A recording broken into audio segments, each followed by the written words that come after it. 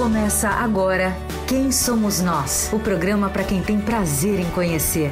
Uma parceria Eldorado FM e Casa do Saber. Apresentação Celso Loduca.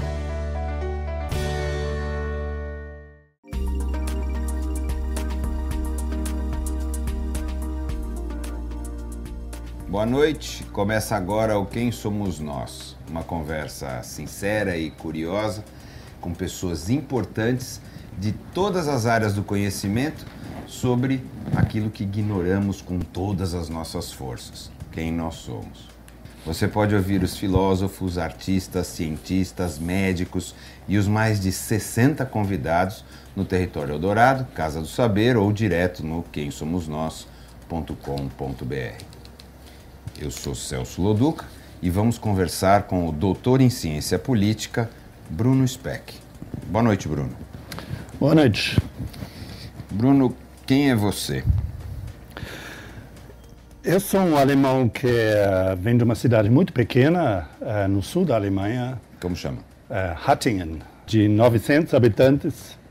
E fui, aos poucos, migrando para cidades maiores. Primeiro para Freiburg, onde eu estudei, uma cidade de uns 200 mil habitantes, no sul da Alemanha ainda.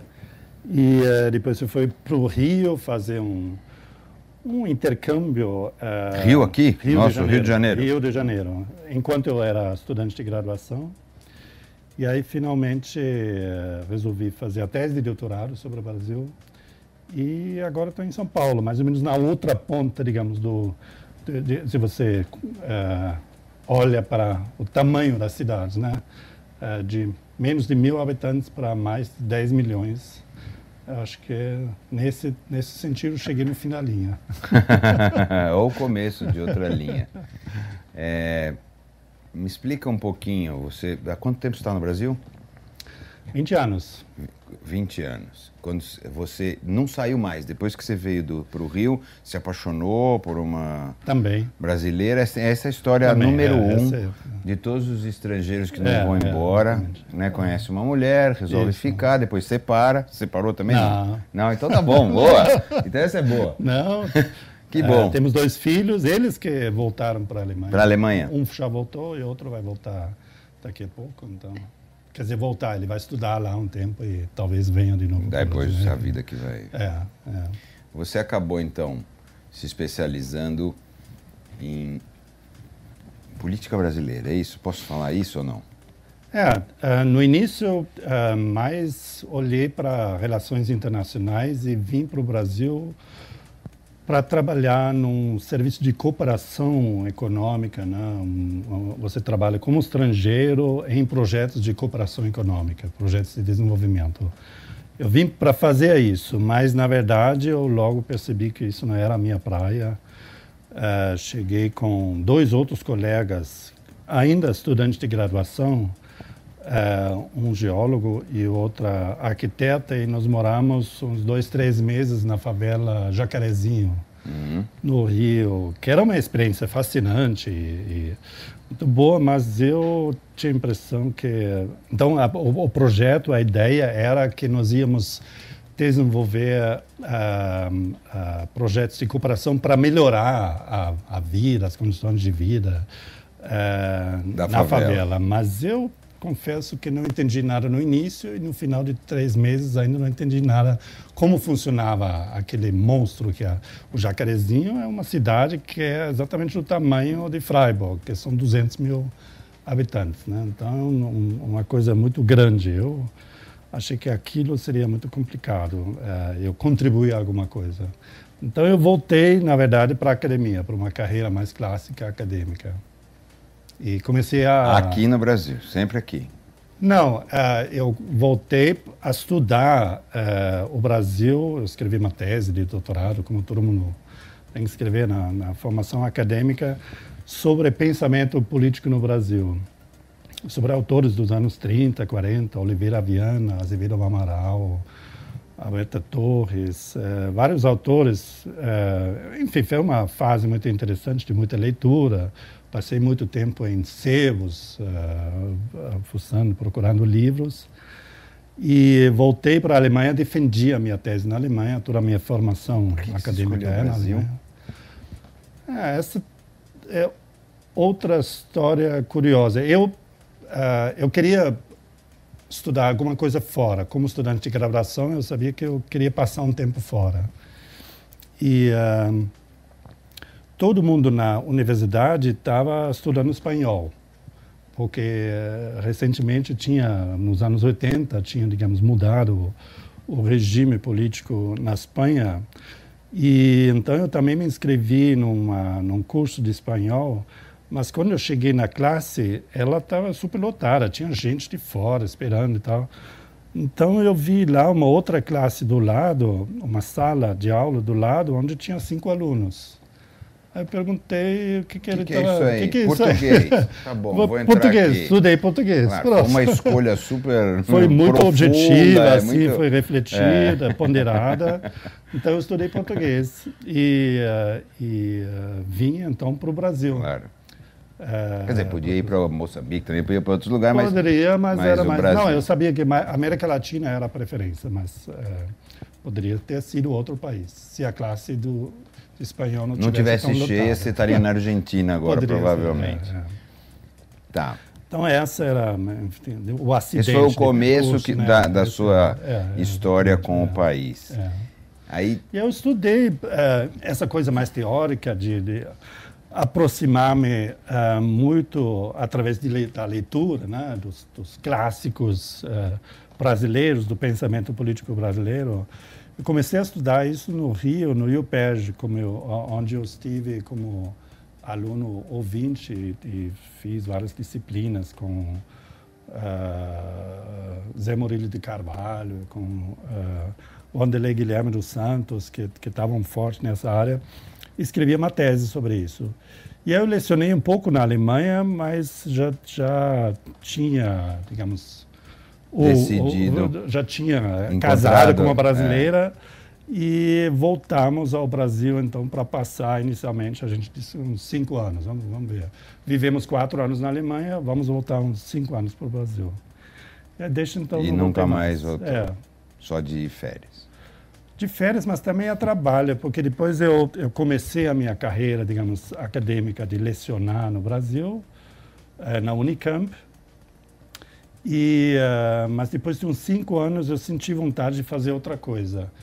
E comecei a me engajar na Transparência Brasil primeiro e depois na Transparência Internacional, nessa linha mais ativista de combater a corrupção. Você sentiu que o país era mais corrupto do que você gostaria?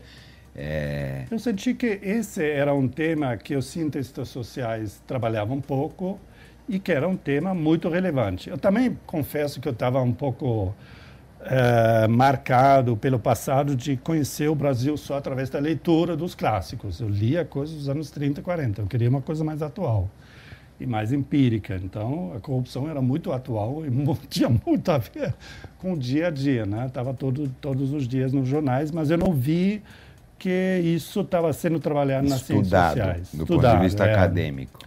Então, eu comecei a estudar, primeiro ainda na academia, na Unicamp, eu comecei a trabalhar um tema eu achei muito relevante, mas é um tema bastante seco também, que são tribunais de contas, como eles funcionam, por que não funcionam, particularmente como deve ser funciona chato. em outros Eu países. acho importante mesmo, mas deve ser chato. Muito, você tem razão. Não é assim...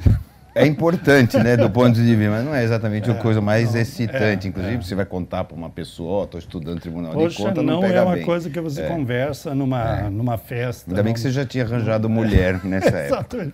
Com isso, seria muito difícil. Agora... Então, eu trabalhei isso, depois eu vi que tinha espaço para aplicar isso mais na política, né? Então, eu entrei mais nessa linha do ativista, eu me licenciei da Unicamp, eu reduzi o meu tempo lá ao mínimo possível e trabalhei uns 7 anos no total nessa linha. Primeiro na Transparência Brasil, depois na Transparência Internacional. E eu estava falando isso porque nessa época eu voltei durante algum tempo para a Alemanha, que a sede da Transparência Internacional é em Berlim, na Alemanha. Ah, ok. Então, passei um tempinho lá de volta. Então, eu queria falar sobre a corrupção, já que a gente esbarrou nisso agora e é uma coisa importante. Nos teus estudos, existe algum cheiro de... Isso é natureza humana? Corrupção é natureza humana? Ou é o quê? Quer dizer, por que a gente desenvolve, a gente que eu digo o país ou as pessoas, desenvolve e faz crescer isso? Quer dizer, no teu estudo, de onde vem isso? Por que tem alguns lugares tem muito mais do que outros? Como é que você vê isso? Enfim, como provavelmente cada acadêmico vai ter uma outra pegada, né? A minha foi muito institucional, quer dizer, tentar entender a corrupção através do funcionamento ou da falta de funcionamento de mecanismos de controle. Das instituições. Então a gente fez vários estudos comparativos, olhando como... Isso eu já tinha feito, né, em relação aos tribunais de contas, como eles funcionam nos Estados Unidos, no Brasil, na Alemanha, enfim, meio que comparando e as respostas nunca são fáceis, né, em relação aos tribunais de contas. Eu cheguei, depois de estudar isso durante algum tempo, eu cheguei não a uma conclusão exatamente, mas a constatar que, curiosamente, os tribunais de contas no Brasil têm muito mais poder do que tribunais fora. Na Alemanha tem muito menos poder, nos Estados Unidos tem muito menos poder, no Brasil eles têm muito poder, mas eles não aplicam, eles não têm esse poder não tem a relevância que ele teria lá fora. Por exemplo, na Alemanha ou nos Estados Unidos, o poder é exercido através do legislativo. Quer dizer, o tribunal manda o relatório e as comissões do legislativo vão trabalhar esse relatório, ou o Ministério Público vai trabalhar e explorar esse relatório e fazer pressão sobre o governo para mudar alguma coisa. Isso funciona de uma forma um pouco diferente, ou não funciona em grande parte no caso brasileiro. Aqui, né? É direto. Aqui é direto, e esse poder direto tem, digamos, atrelado a ele muitos mecanismos protelatórios. Então, você tem uma decisão do tribunal depois de muitos e muitos anos, e ainda por cima, essa decisão pode ser questionada na justiça. E aí começa tudo de novo, mais 20 anos. Né? Então, esse aparente poder, ele se desfaz assim no tempo, né? Você acha que isso é intencional? Quer dizer, que isso é feito para ser assim? Foi feito, não agora, né? Assim, foi criado para ser desse jeito? Não creio, mas nesse momento não está funcionando muito bem. E não só o Brasil, mas os sistemas políticos em geral têm uma forte resistência contra mudanças abruptas, né? O que eu acho uma tendência saudável. Primeiro, você vai emendando, você não vai derrubando tudo, né? Mas em relação ao judiciário, por exemplo, houve mais mudanças com a introdução do Conselho Nacional de Justiça do que em relação aos tribunais de contas. Tem uma discussão em curso há muito tempo sobre mudar a forma como os conselheiros são escolhidos, uma discussão forte, ela tem vários argumentos a favor, mas o meio político não está mexendo nisso, né? E também tem uma discussão sobre a introdução de um órgão que controlaria, fiscalizaria os tribunais de contas, também não está andando. Um órgão externo, né? Órgão As externo, pessoas acham que isso é censura, ou que isso é alguma maneira de limitar poder e etc. Né? Então, no Brasil existe um pouco essa ideia, né? Tudo que é controle é visto como censura, não sei se é porque a gente tem trauma da ditadura ou sei lá o que é. Em parte isso. Em parte talvez seja... No meio político é muito isso, né? A proteção dos parlamentares de mecanismos de controle, eu acho que tem essa herança, essa preocupação, que você não pode facilmente agora, digamos, abrir mão de qualquer proteção do parlamentar, mas a tendência vai no sentido contrário, né? Já está na hora de fiscalizar mais. Da sociedade fiscalizar. Quero voltar para a corrupção, porque eu te fiz uma pergunta se era uma coisa moral, se era uma coisa histórica, porque às vezes as pessoas colocam como uma opção moral, né? A corrupção ou não, o corrupto ou não. E aí tem gente que olha como uma coisa estrutural. Né? Como é que você vê isso? Eu acho que tem uma forte tendência para autoflagelação no Brasil, né? Essa ideia de que a corrupção é nossa. Tem uma famosa fala de um colega que diz que mais do que o petróleo, a corrupção é nossa. Que é um pouco essa tendência de achar que a corrupção não existe. Nós somos pior que tudo, é isso. Nós temos as mazelas do mundo. Do ponto de vista comparativo, simplesmente não é o caso. Assim, na Transparência Internacional, eu trabalhei com uma gama de países. Só na América Latina tem, digamos, países que têm muito mais problema em relação à corrupção. E, assim, se você olha um pouco para os sinais de otimismo e os sinais, digamos, que apontam para uma situação mais problemática. No Brasil, você tem uma mescla entre problemas e possibilidade de solução que oferece, digamos, aponta para caminhos de saída.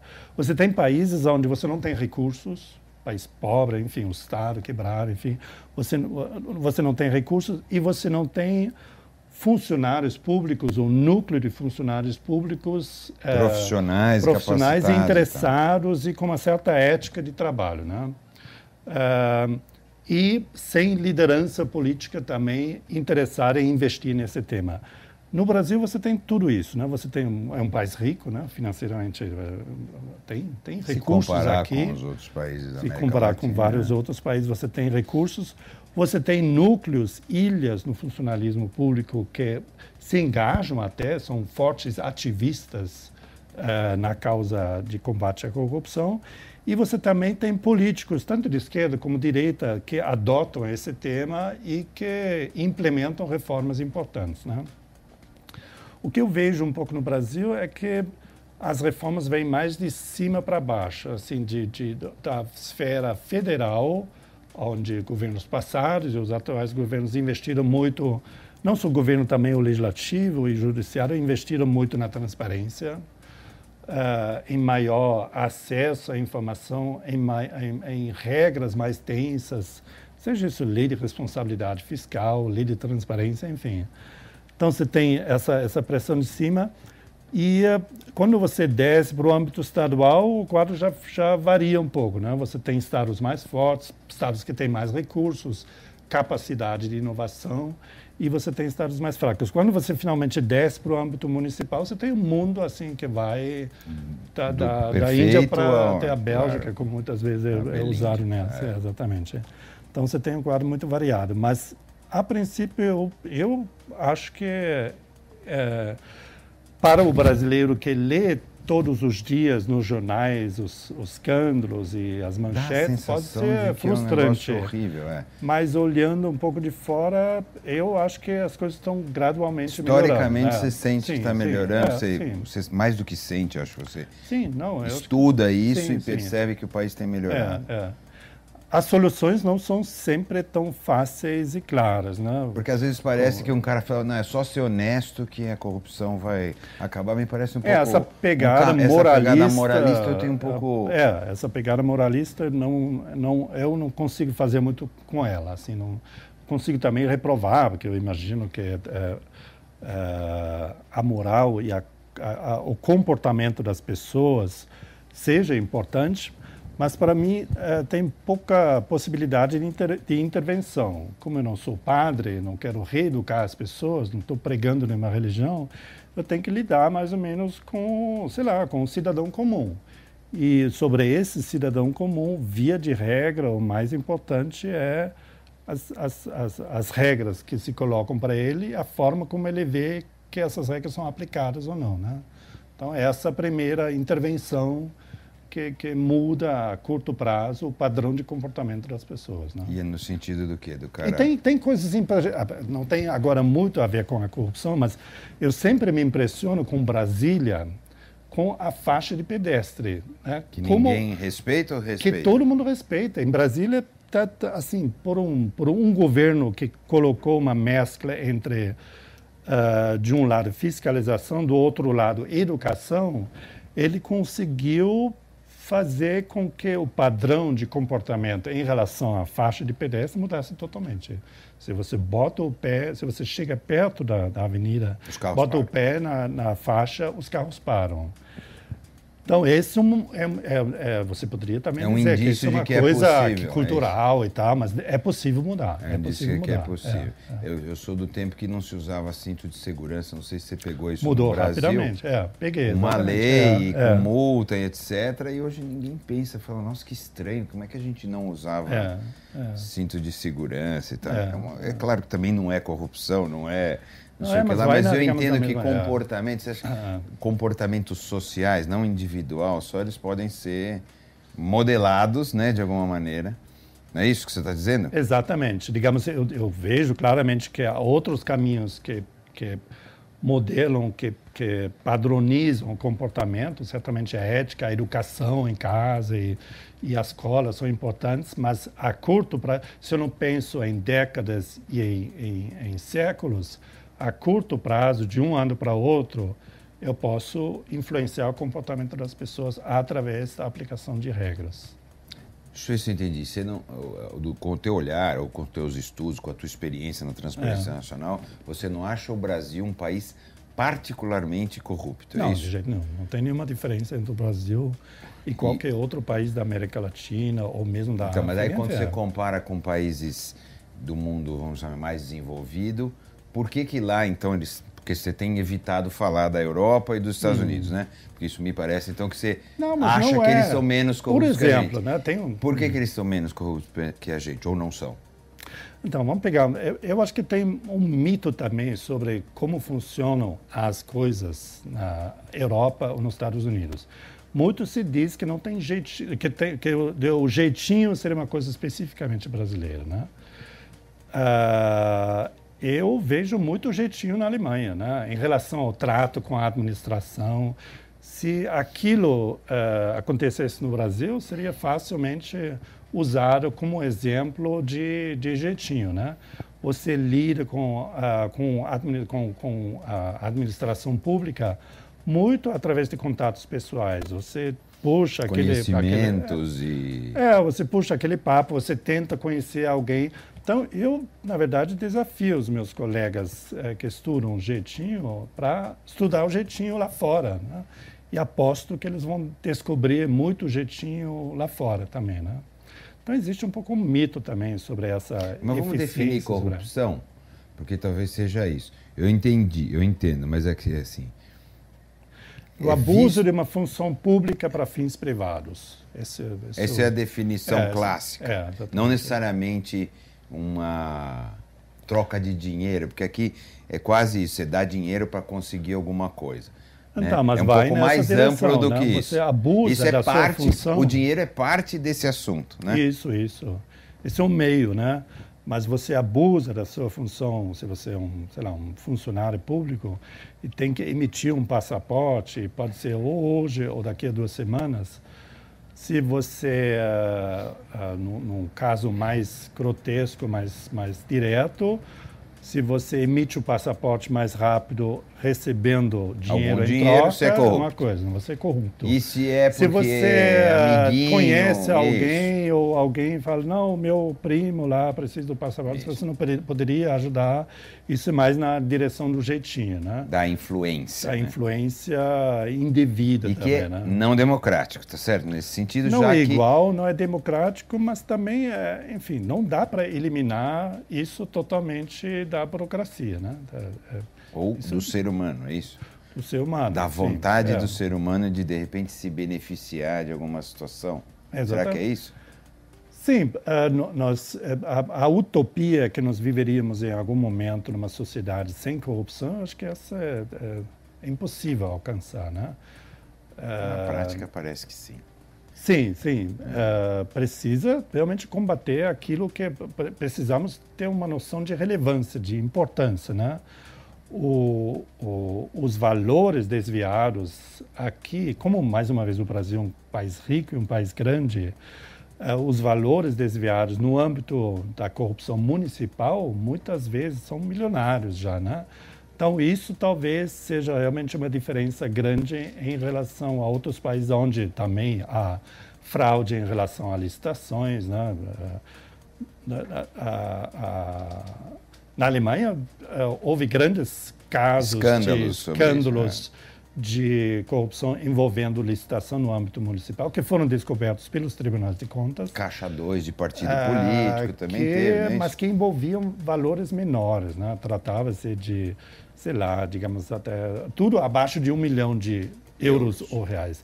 Aqui, quando a coisa para no jornal, já começa, digamos, com 6 zeros ou mais, né? Então, você já está de 1 milhão, 10 milhões, isso sempre, até hoje, sempre me surpreende o volume de recursos desviados, né? Qual que é a diferença, assim, prática? Tem uma diferença prática que você tira mais dinheiro, mas, assim, como atitude, é a mesma coisa, não é? Um pequeno volume e um grande volume, como atitude. É claro que faz diferença do ponto de vista, quanto mais dinheiro você desvia, menos a administração consegue funcionar direito e tal. Sim, eu acho que é revolta também. O contraste aqui ainda é aquele contraste também de um leitor de jornal ou de um consumidor de notícias de rádio ou TV que vive em condições mais precárias. Então, a revolta, digamos, de quem mal consegue emprego e vê do outro lado... Injustiça social, né? A diferença entre o volume de desvio e o montão de problemas sociais não resolvidos, eu acho que é mais explosivo. Há muito tempo acontece. Por que a gente não... Esse, na verdade, é um sinal positivo, né? Porque isso também aconteceu na ditadura militar, e tinha os escândalos lá de desvio de recursos. Mas por que o brasileiro demora tanto para... Ou também não é verdade isso? Que a gente demora tanto para reagir? Não, isso não é um fenômeno brasileiro. Na verdade, durante os anos 80, 90, em vários países começou, digamos, um movimento muitas vezes autônomo, né? Autóctone. Pode ser? Existe essa palavra. Não sei se é isso que você quer falar. Espero que sim. A palavra existe, mas vamos ver se é isso que você quer falar. Então, agora existe. Revolta contra esse fenômeno de abusar funções públicas, né? Eu acho que o respeito em relação aos políticos, em relação à elite política era maior, ou às vezes tinha repressão contra qualquer manifestação de inquietação, mas essa acusação da elite política em relação aos abusos que ela comete é meio um fenômeno mundial que começa nos anos 80. Ela tem um pouco a ver com a onda de redemocratização em vários países, mas ela também é um tema que está mais importante na Alemanha, nos Estados Unidos, enfim, a partir dos anos 80. Né? Por quê? Não está muito bem... não conheço estudos sobre isso. Né? É um pouco como o movimento de 68, que também pegou o mundo todo, se espalhou. Um pouco isso é induzido, pelo menos em alguns países, pela atenção que a cooperação econômica, quer dizer, as instituições de cooperação econômica, o Banco Mundial, Fundo Monetário Internacional e as várias agências de fomento, de desenvolvimento, elas deram muita atenção a esse tema. Então, em alguns países, esse tema virou também, ou ganhou mais destaque, porque você tinha mais recurso disponível para trabalhar esse tema. Né? Então, enquanto nos anos 70 seria talvez difícil de arrumar dinheiro para fazer um estudo sobre... mais uma vez, o funcionamento de tribunais de contas, ou sobre como funciona o financiamento da política em vários países. Existe estudo do que a corrupção impede num país melhorar ou não? É possível fazer esse tipo de sim, coisa? Os economistas adoram esses cálculos, então. Digamos, quanto custa a corrupção, né? Se ela é uma taxa, digamos, de 10% ou 30% sobre a riqueza de um país. Né? Tem vários economistas fazendo isso.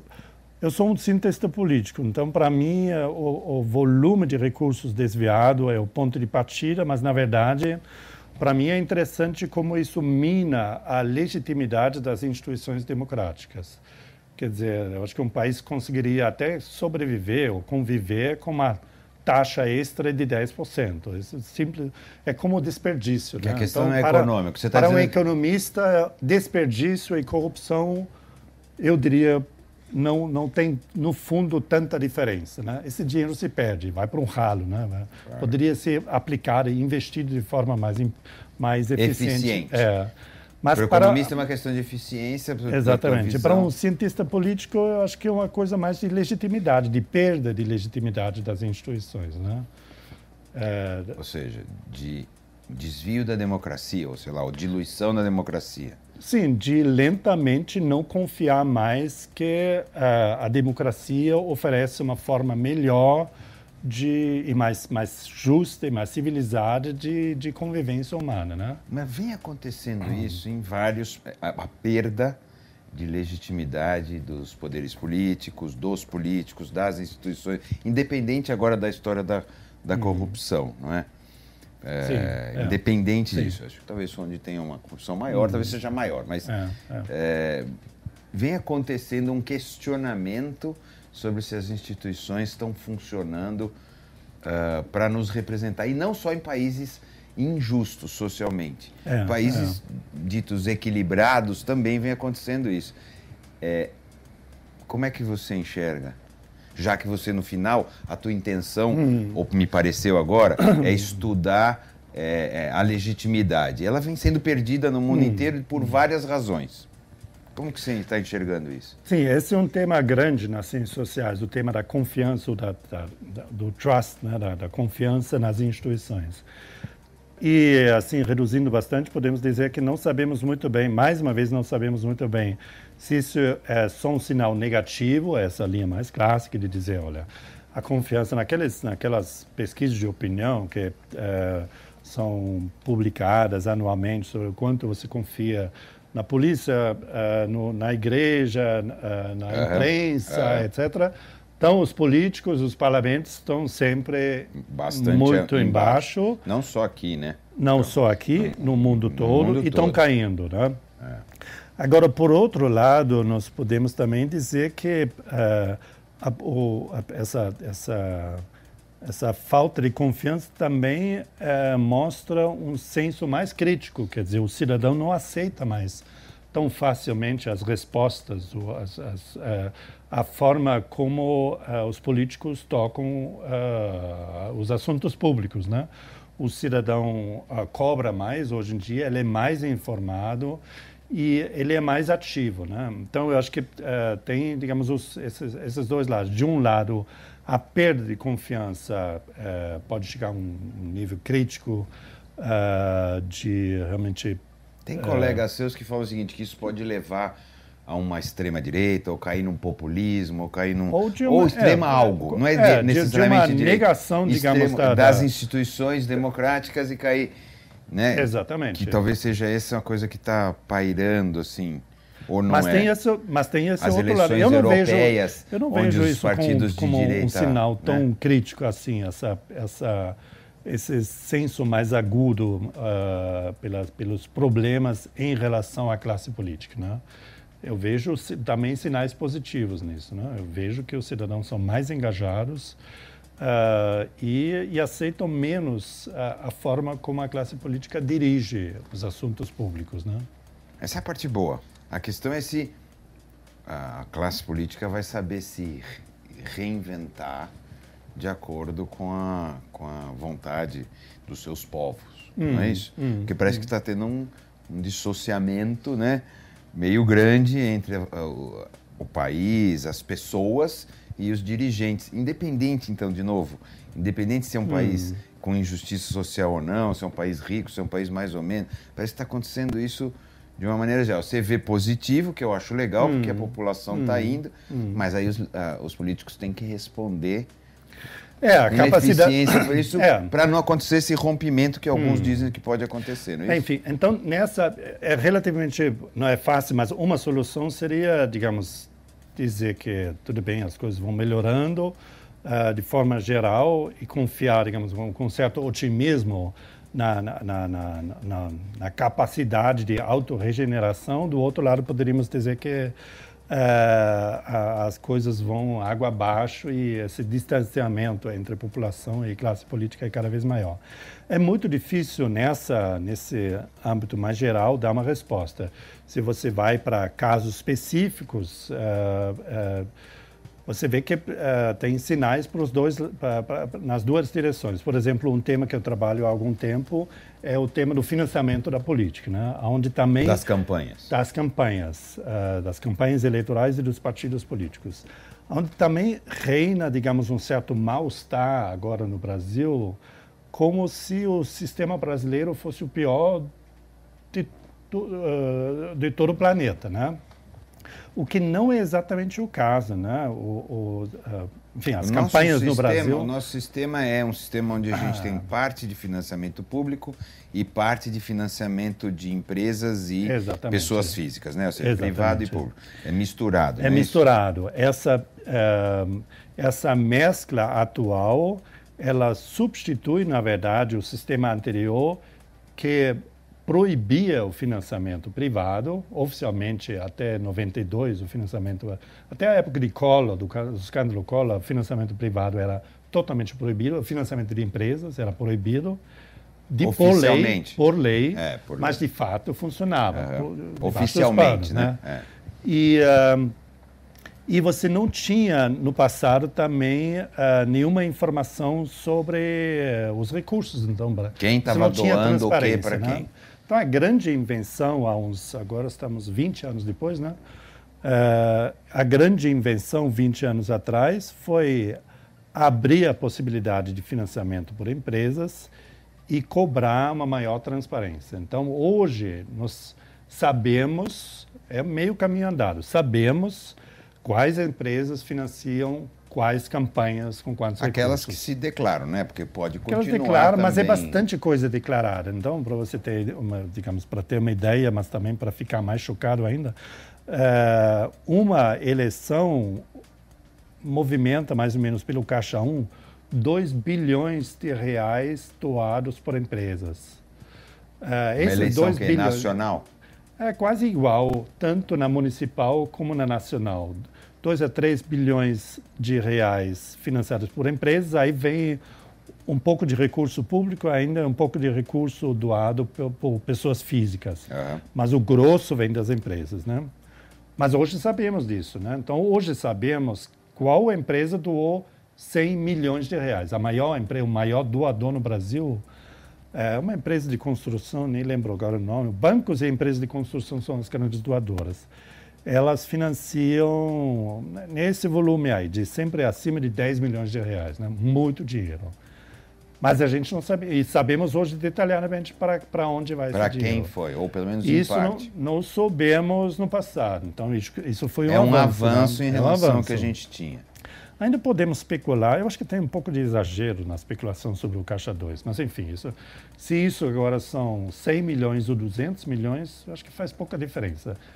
De fato, nós vivemos hoje num regime onde... Mais transparente do que já mais foi. Mais transparente, mas que deixa transparente que é quase um regime plutocrático, né? Onde, digamos, quem tem dinheiro tem mais influência sobre a eleição dos representantes. Então, esse é meio caminho andado, melhorou muito, mas... Ou seja, esclareceu uma situação que já existia. Que existia, mas que só que não era sabia clara. Exatamente não era qual deputado Hoje fica recebia claro de que quem. o poder econômico tem uma influência bastante grande no resultado das eleições. Não é isso? É mais ou menos isso que você está falando, né? Exatamente. E agora, digamos, não é assim em outros lugares? Só para comparar de novo. É muito similar em muitos lugares. Quer dizer... Porque nos Estados Unidos existe essa crítica hoje muito forte também. Muito forte. Os Estados Unidos quem manda nos Estados Unidos... a mesma crítica. Exatamente. Quem manda na política lá são as empresas, os doadores e BBB, né? E se você, assim, comparando os Estados Unidos com o Brasil, as decisões da Justiça aqui, do Supremo aqui, que tem uma decisão em andamento de proibir financiamento de empresas... ela aponta exatamente na direção oposta do Supremo lá. Que o Supremo lá decidiu que as empresas podem doar e que empresas doando é uma manifestação de opinião. Quer dizer, eles invocaram o direito É uma tomada de posição. De liberdade claro, de opinião para vedar qualquer possibilidade qualquer quantia. A empresa pode doar qualquer quantia hoje em dia, sim, para o candidato que ela acredita, isso lá nos Estados Unidos. Ela não doa diretamente para o candidato, mas ela doa para partido, action committees ou aloca diretamente recursos. A empresa, por exemplo, banca uma campanha a favor, poderia ser, sei lá, do aborto ou contra o aborto. E todo mundo sabe qual o candidato é a favor e qual o candidato é contra. Então você indiretamente influencia a opinião pública. E a empresa se identifica também publicamente?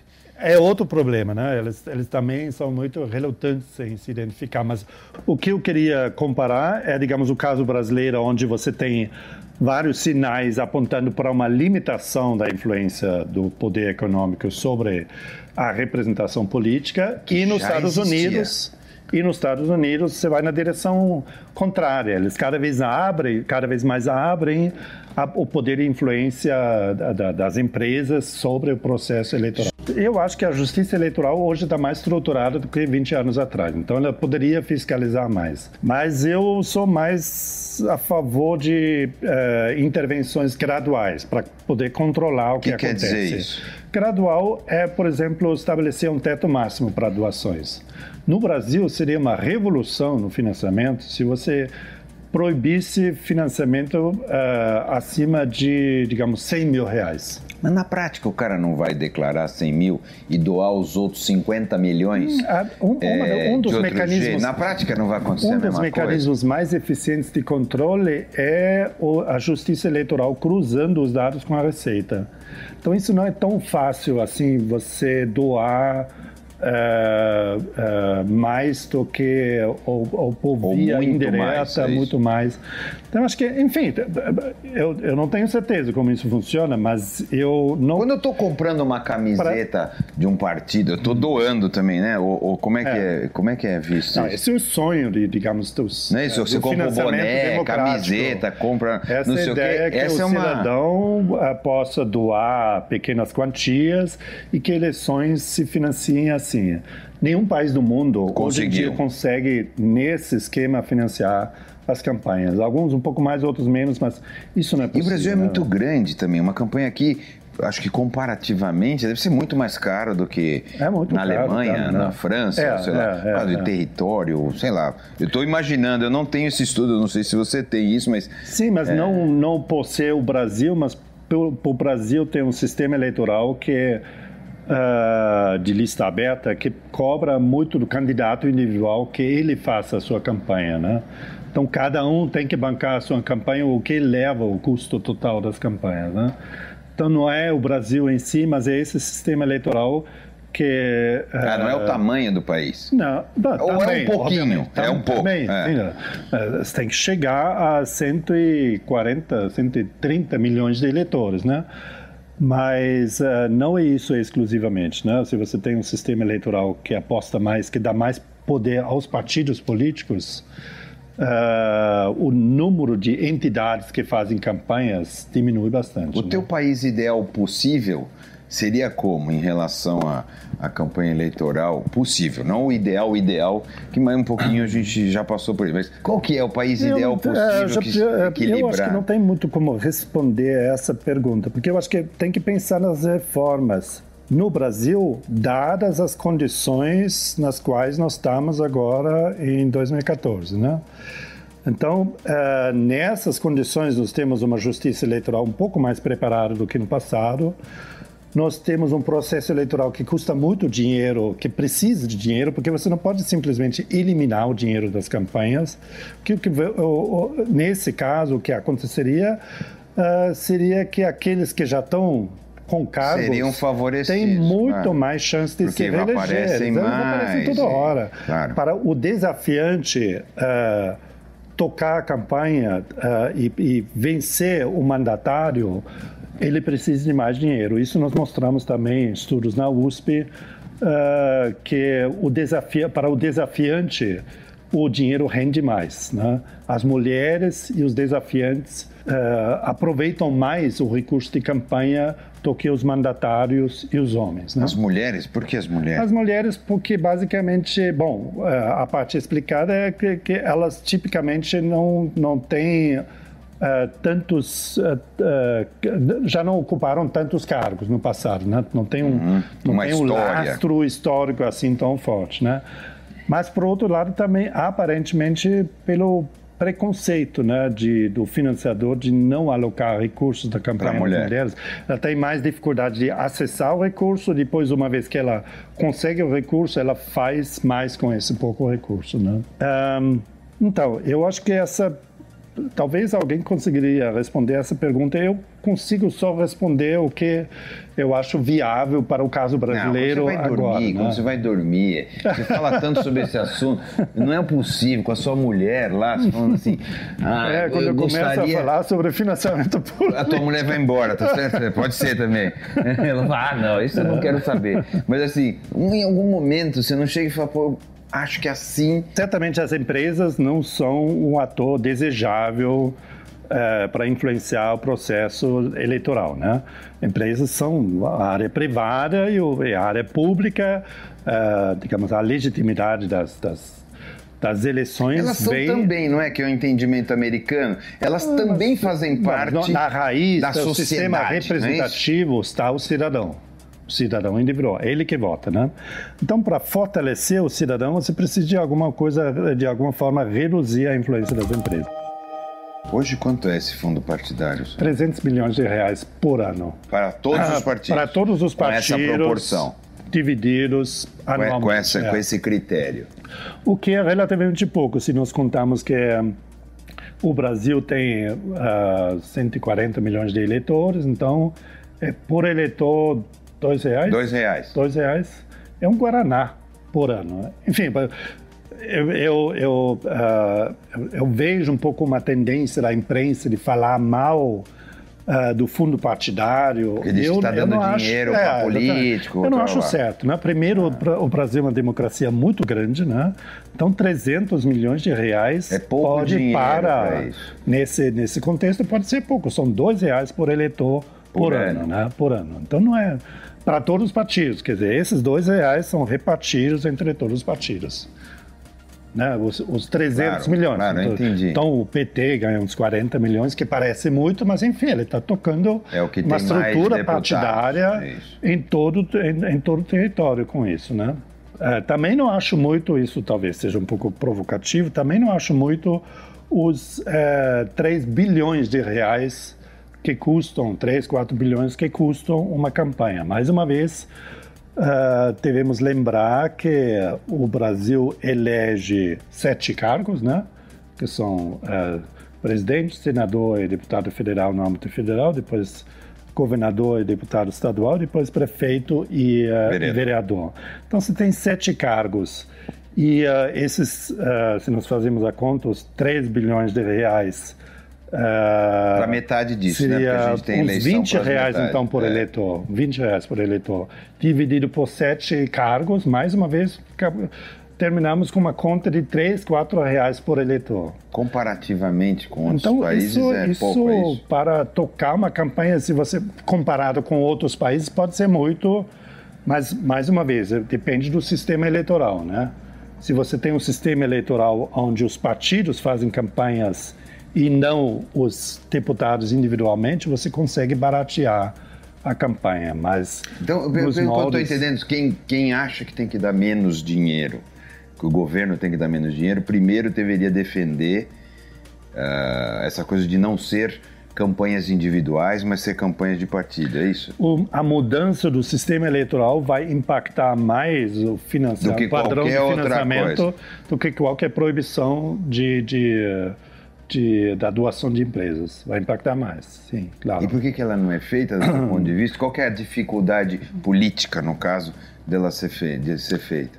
Porque, primeiro, porque o Brasil já adota esse sistema atual de lista aberta acho que desde o final da Segunda Guerra Mundial, então já tem uns 60, 70 anos, e essas regras não, enfim, todo o jogo político é feito dentro dessas regras. Enfim, eu acho que uma mudança do sistema eleitoral para, por exemplo, listas fechadas, ela poderia ser, talvez... Os partidos apresentam uma lista e você vota não na pessoa, mas naquela lista do partido. Já se falou isso várias vezes. Vai, vota, mas então, daí chega na hora não acontece. Entre os meus colegas cientistas políticos tinha uma fase mais pessimista em relação ao funcionamento desse sistema.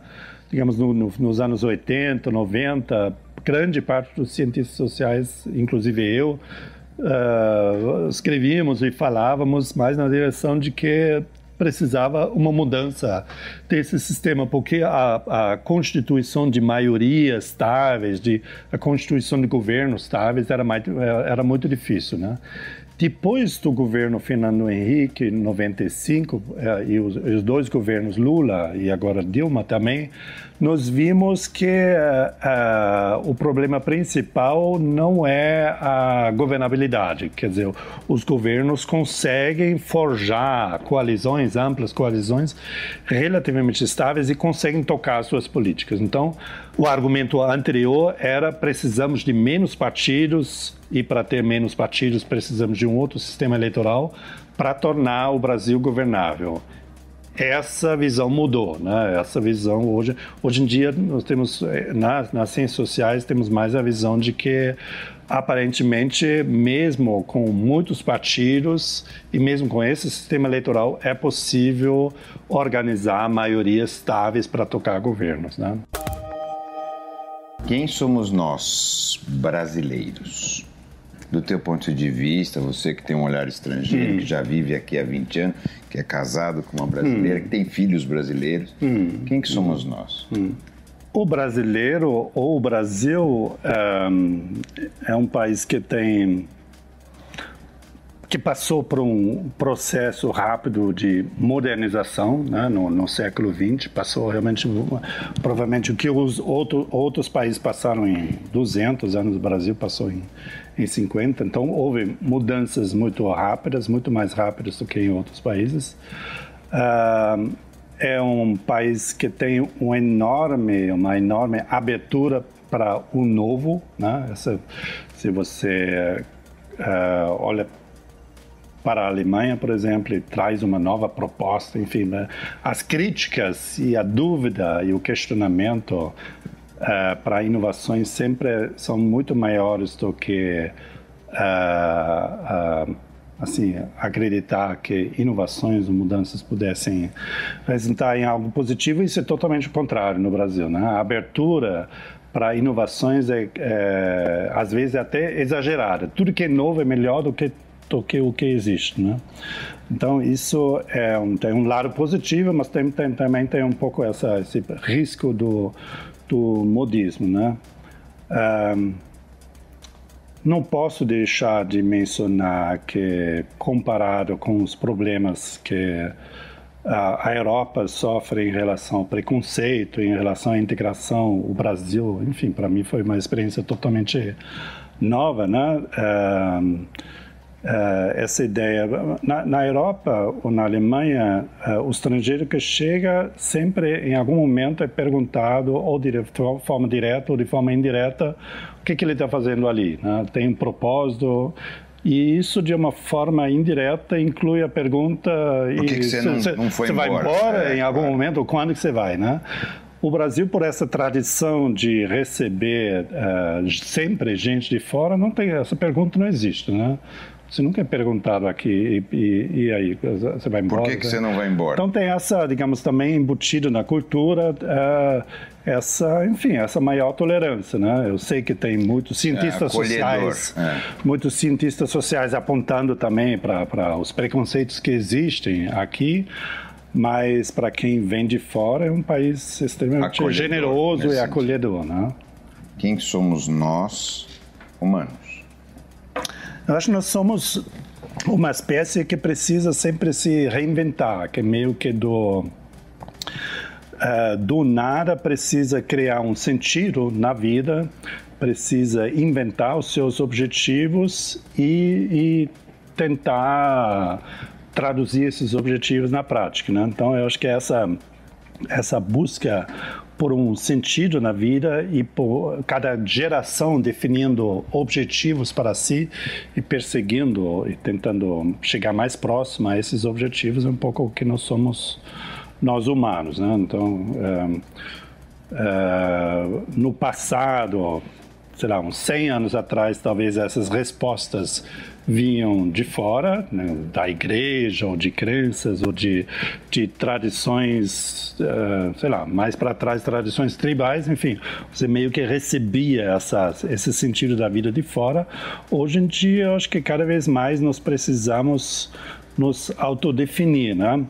E talvez um pouco o desafio seja de fazer isso ainda em grupos maiores, para que saímos um pouco do individualismo extremo, em grupos maiores que façam sentido. Hoje não sabemos muito bem se esse grupo maior é a nação, ou uma unidade menor, ou até uma unidade maior, como seria, sei lá, o sonho do cidadão global, né? Então, nós temos algumas tentativas de criar essas redes de interesses e de autodefinição comum no mundo globalizado, né? É muito tênue ainda, mas está chegando. Eu acho que a forma atual de se autodefinir e de agir como coletivo, a forma mais importante ainda é o Estado, né? Mas também dentro do Estado tem outras formas de se associar a uma causa mais imediata, que são muito importantes para a nossa própria autodefinição, quem somos. Perfeitamente, muito obrigado. Eu sei que é um assunto árduo, esse assunto, a gente fica falando, né, tribunais, fica falando de não sei o que, de política e tal, mas assim, do ponto de vista financiamento, né? Então, mas é um assunto fundamental, né? Se a gente quiser manter essa coisa da liberdade, se quiser manter funcionando o país. Então, muito obrigado pelas suas visões. Eu que acredito, agradeço. Você ouviu Quem Somos Nós? Uma parceria Eldorado FM e Casa do Saber. Apresentação Celso Loduca.